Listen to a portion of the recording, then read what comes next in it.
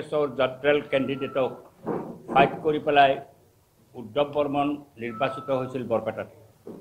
৯৬ চনত অৱশ্যে অগপৰ লগত বুজাবুজি আছিল। ৯৬ চনতো উদ্ধৱ বৰ্মন জয়ী হৈছিল। এইবাৰ দলবিন্যাসটো অলপ সলনি হ'লেও আমি অনুভৱ কৰিছোঁ যেতিয়া অগপ দলৰ প্ৰাৰ্থী দিছে, অগপ দল সম্পৰ্কত ইতিমধ্যে আমাৰ ছেক্ৰেটাৰী মহোদয়ে কৈছে যে অগপই অসমীয়া জাতিৰ প্ৰতি এটা বিশ্বাসঘাতকতা কৰিছে, আঞ্চলিকতাবাদৰ পোষকতা কৰি তেওঁলোকে ৰাষ্ট্ৰীয়বাদলৈকে গৈছে। ২০০১ চনতে খাল খান্দি অসমলৈকে কুম্ভীৰ আনিছে। বিগ ব্ৰাদাৰ আছিল, এতিয়া গৈ ৯খন আসনত তেওঁলোকে সীমাবদ্ধ হৈছে।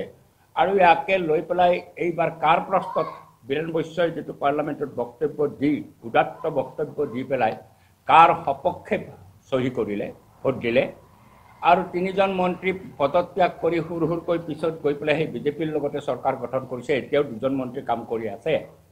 আজি অসমৰ মানুহ যেতিয়া ৰাজপথত, তেতিয়া অগপ দলে তেওঁলোকে একদম ভাবিব নোৱাৰা এটা মৌনতা অৱলম্বন কৰি বহি আছে।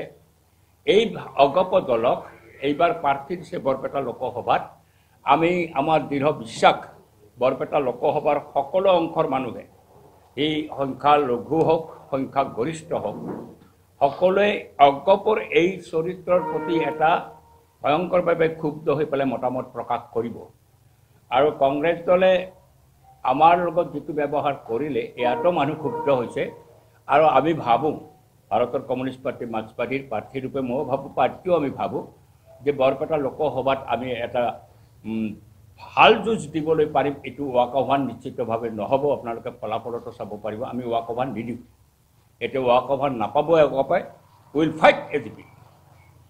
দিছ ইজ আৱাৰ ষ্টেণ্ড। আমি ফাইট কৰিম AGP।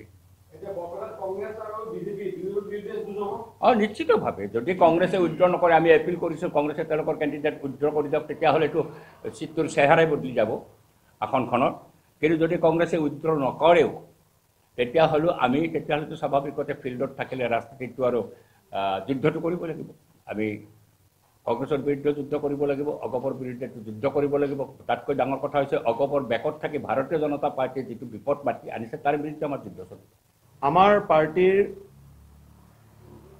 নীতি হ'ল বিজেপিক জনবিচ্ছিন্ন কৰা আৰু পৰাজিত কৰা। এই নীতিত আমি আপোচহীন। ইয়াৰ কাৰণে আমাৰ বহুত সমালোচনা হৈছে, বহুত আক্ৰমণ হৈছে আমাৰ ওপৰত। কিন্তু আমি এটা কথাত স্থিৰ যে আমি বিজেপিক পৰাজিত আৰু জনবিচ্ছিন্ন কৰাৰ কাৰণে আমি সকলো কাম কৰিম। আৰু নিৰ্বাচনত যাতে বিজেপি বিৰোধী ভোটটো এঠাইলৈ আহে, এইটো আমাৰ এটা নিৰ্বাচনী কৌশল, টু মেক্সিমাইজ দি এণ্টি বিজেপি ভোটছ। এই লক্ষ্য লৈ পেলাই আমি অসমতো কাম কৰি আছোঁ। আৰু ইয়াৰ কাৰণে বিধানসভা নিৰ্বাচনতো আমি অসমৰ বিভিন্ন দলবিলাক যেতিয়া লগ লাগিছিল, এই লগ লগাৰ ক্ষেত্ৰত আমি এটা আগভাগ লৈছিলোঁ। আৰু কংগ্ৰেছ দলে বাকী দলবিলাকৰ লগ লগাৰ আগতেই অসমত যোৱা লোকসভা বিধানসভা নিৰ্বাচনৰ পাছত ৰাইজৰ দল, অসম জাতীয় পৰিষদ, বাওঁপন্থী দলবিলাক, অন্যান্য যিবিলাক আমাৰ দল আছে অসমত, আটাইবিলাকক লৈ যৌথভাৱে আমি কাম কাজ কৰি আছোঁ। পৰৱৰ্তী সময়ত কংগ্ৰেছ দলেও সিদ্ধান্ত ল'লে যে আমি একেলগে কাম কৰিব লাগে। আমি আগ্ৰহেৰে তেওঁলোকৰ লগত গৈছোঁ আৰু অসমত এটা বিৰোধী ঐক্য মঞ্চ গঠিত হৈছে।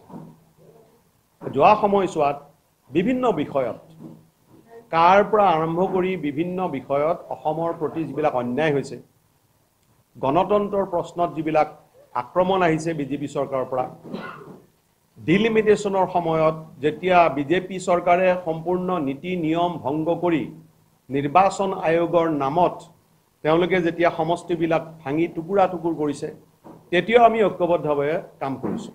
গতিকে এইটো আমাৰ এটা স্থিৰ সিদ্ধান্ত। আৰু ইয়াক কেন্দ্ৰ কৰি যেতিয়া লোকসভা নিৰ্বাচনৰ প্ৰশ্নটো আহিল, তেতিয়া আমি এটা কথাত একমত হৈছিলোঁ বিৰোধী দলবিলাক, যে বিজেপি আৰু তেওঁলোকৰ সহযোগী দলবিলাকৰ বিৰুদ্ধে এজনকৈ উমৈহতীয়া বিৰোধী প্ৰাৰ্থী থকাত প্ৰয়োজন।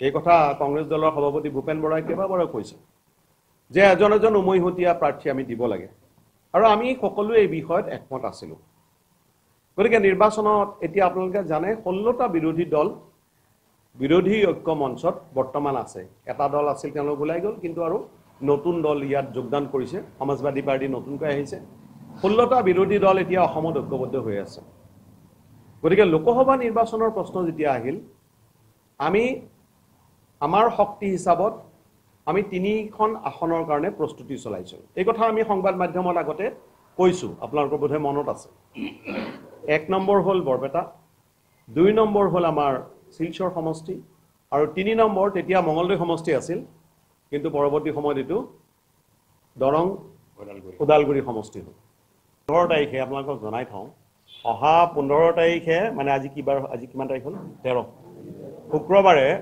আমি পাঠশালাত কেন্দ্ৰীয় নিৰ্বাচনী সমিতি গঠন কৰিম এই গোটেই 10টা বিধানসভা সমষ্টিক লৈ পেলাই কেন্দ্ৰীয় নিৰ্বাচনী সমিতি ৰাজহুৱাভাৱে অহা 15 তাৰিখে পাঠশালাত গঠন কৰাৰ কাৰণে সিদ্ধান্ত গ্ৰহণ কৰিছোঁ আপোনালোকলৈ নিমন্ত্ৰণ থাকিল আপোনালোকে কোনোবাই যাব নোৱাৰে আপোনালোকৰ নিশ্চিতভাৱে সাংবাদিক আছে জিলা কেন্দ্ৰবিলাকতো আছে আপোনালোকে খা খবৰ কৰিব আমি নিমন্ত্ৰণী জনালোঁ